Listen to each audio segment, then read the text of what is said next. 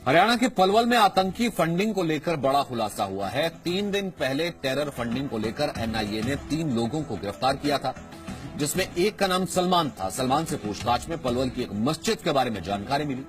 सूत्रों के मुताबिक पलवल में हवाला के पैसे से मस्जिद बनाई जा रही थी, जिसमें सलमान अक्सर आता था। जांच एजेंसी ये पता लगा रही है कि उस मस्जिद में कौन कौन आते जाते थे। दरअसल सलमान के दुबई में रहने वाले एक पाकिस्तानी से रोज बात होती थी, जो आतंकी हाफिज सईद के संगठन फलाह इंसानियत के लिए काम करता था। सूत्रों के मुताबिक अरब देशों और पाकिस्तान से आने वाला पैसा हवाला के जरिए सलमान तक पहुंचता था। के बारे में हमारे पास कोई शिकायत वगैरह नहीं है। इसकी एनआईए जांच कर रही है।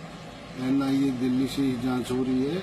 मैंने वहाँ मस्जिद में जाकर भी देखा है, लोगों से पूछताछ की है, इसलिए कोई बात नहीं आई है सलमान के खिलाफ हमारे पास। तो ये 84 गांव का जो है मस्जिद है, मरकज मस्जिद बनाई जा रही है। इसमें सब चंदा बेरे बताए गए हैं। तो पलवल में जहां मस्जिद बनाई जा रही थी, वहां के स्थानीय लोगों के मुताबिक सलमान को फंसाने की साजिश हो रही है। 84 गाँव का हल्का हमारे कबली के एतबार से यहाँ जमा होता है। उनके सारे फंड से हमारा काम चल रहा है, और उसका हमारा न कि सलमान अकेला है, बल्कि हम सब, कभी मैं भी ले आता हूँ, कभी ये भी ले आता, कभी ये भी ले आता, कभी ये ऐसे लाते हैं। कमेटी भी है, इसमें कोई उसका आतंकवाद से कोई मतलब नहीं है। उसका बैग भी बहुत ऐसा है हल्का, सिर्फ इमाम के नाते हमारे यहाँ रहते, तो इसीलिए उसे हम जिम्मेवार कहते हैं। जैसे कि हम पेपर में पढ़ रहे हैं, वो सरासर गलत है, उसका कहीं कोई लिंक नहीं है इसमें। हमारी नॉलेज से अभी तक उसका कोई लिंक नहीं है। ना तो इसका आतंक से कोई मामला है, ये तो गरीब घराने का है, गरीब लड़का है। आज तक दिल्ली में भी किराए मकान पर रहता है, निजामुद्दीन में बाप दादा के आगे से ही किराए का मकान है। बेचारा हल्का से इधर उधर से चंदा करता है, और इस मस्जिद में काम चला रखा है। इसमें पूरी मेवात है। दुनिया में कोई भी इसके ये नहीं कह सकता कि इसका आतंक से कोई तार जुड़ा हुआ है, कोई मामला नहीं है।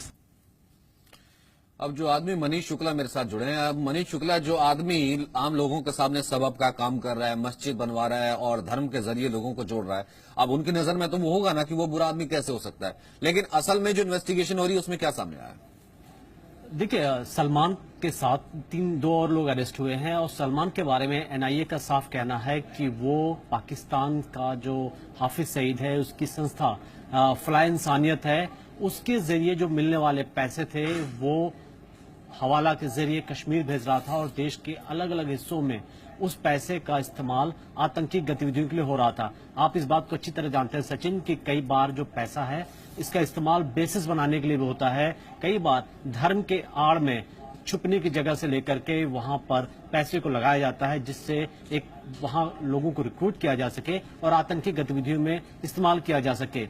एनआईए के जो हमारे सोर्स हैं वो ये कह रहे हैं कि वो इस बात को इन्वेस्टिगेट कर रहे हैं कि क्या ये जो फलाह इंसानियत का पैसा था, इस पैसे का इस्तेमाल इस मस्जिद को बनाने के लिए किया गया है कि नहीं। देखिए, लोकल को इस बारे में कोई जानकारी नहीं है, क्योंकि उनको ये नहीं मालूम कि एनआईए किस लेवल की जांच कर रही है। लेकिन सलमान के पास से 1,43,00,000 रुपए हवाला के रिकवर भी हुए थे, और इस बात के भी प्रूफ मिले थे कि वो लगातार कश्मीर में आतंकियों को और जो अलगाववादी हैं उनको, जो पाकिस्तान से पैसे आ रहे थे, दुबई से आ रहे थे, उसको भेज रहा था। ये काफी क्रूशियल इन्वेस्टिगेशन है, क्योंकि और भी जगहों के नाम आ सकते हैं कि जहां पर सलमान वहां आता जाता था, क्योंकि इस बारे में बात कही जा रही है कि मस्जिद में लगातार वो आता जाता था, वो पैसे वहां देता था। तो क्या ये जो ऐसी मस्जिदें हैं, कई बार हमने बॉर्डर एरियाज में देखा है कि इस तरीके के स्ट्रक्चर खड़े किए जाते हैं जहां पर एक साजिश रची जाती है, तो इसी रोल को एनआईए इस वक्त इन्वेस्टिगेट कर रही है।